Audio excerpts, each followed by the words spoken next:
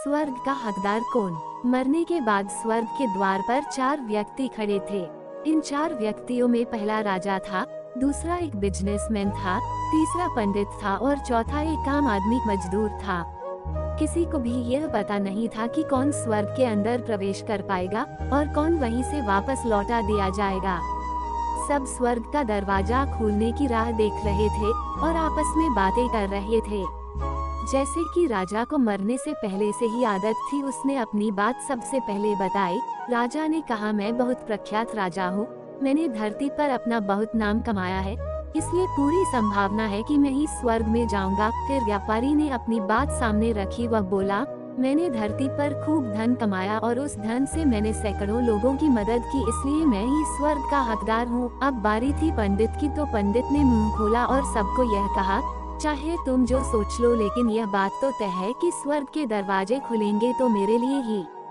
सब जानते हैं कि पंडित दिन रात भगवान को याद करते हैं, इसलिए स्वाभाविक है कि स्वर्ग में पंडित का स्वागत किया जाए। जब सब ने अपना अपना पक्ष रख दिया, तब सबकी नजर उस मजदूर पर थी जो चुपचाप अपनी नजरें नीचे झुकाए बिना कुछ बोले वहीं पर खड़ा रहा। स्वर्ग का दरवाजा खुला और वहाँ पर एक देवदूत आकर खड़ा हो गया। देवदूत के हाथों में एक पुस्तक थी जिसमें इन सभी के कर्मों के बारे में लिखा हुआ था। देवदूत ने सबसे पहले राजा को अपने पास बुलाया और उसको पूछा, तुम बताओ, तुमने अपने जीवन में क्या क्या अच्छे कर्म किए हैं?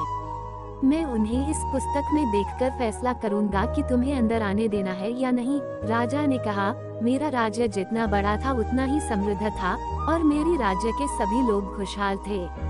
सभी बड़े आनंद से रहते थे, मैंने उन्हें कभी भी किसी भी चीज की कमी नहीं होने दी।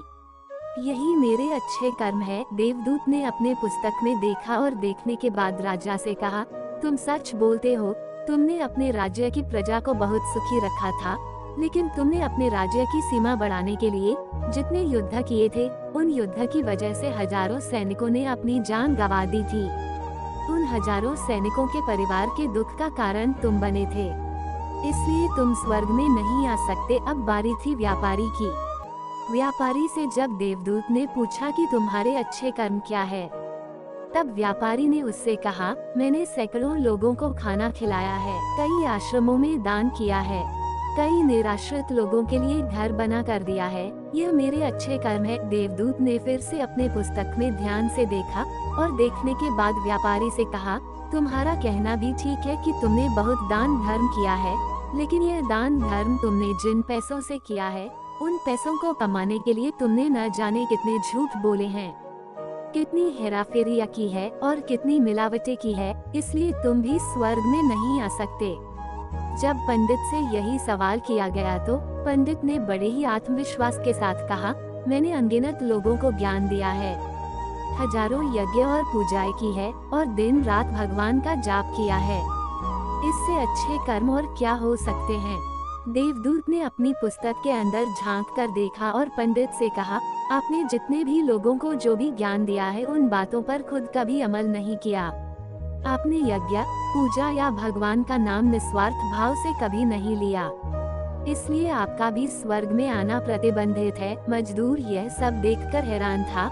वो अब तक जिन्हें महान समझता आ रहा था, उनकी व्याख्या स्वर्ग के दरवाजे पर आकर बदल गई थी। धरती पर जिन कामों को अच्छा समझा जाता है, उनका यहाँ पर कोई मूल्य नहीं था। यमदूत ने जब इस मजदूर को अपने पास बुलाया और इससे पहले कि वो उससे उसके अच्छे कर्मों के बारे में पूछता, मजदूर बोल पड़ा, प्रभु, मैं जानता हूँ कि मैं भी स्वर्ग में आने के लायक नहीं हूँ, लेकिन मैं फिर भी एक बार बाहर से ही स्वर्ग को झांक कर देखना चाहता हूँ। बस इससे ज्यादा मेरी कोई इच्छा है ही नहीं, क्योंकि ऐसी इच्छा पालने के लिए मैंने जीवन में कुछ भी नहीं किया है।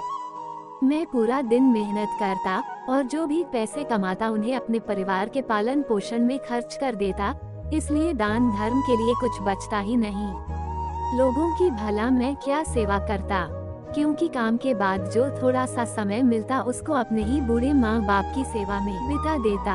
और यह सब करने के बाद मैं कभी कभी मंदिर भी चला जाता और भगवान से जैसा भी मुझे दिया है उस जीवन के लिए धन्यवाद कहता।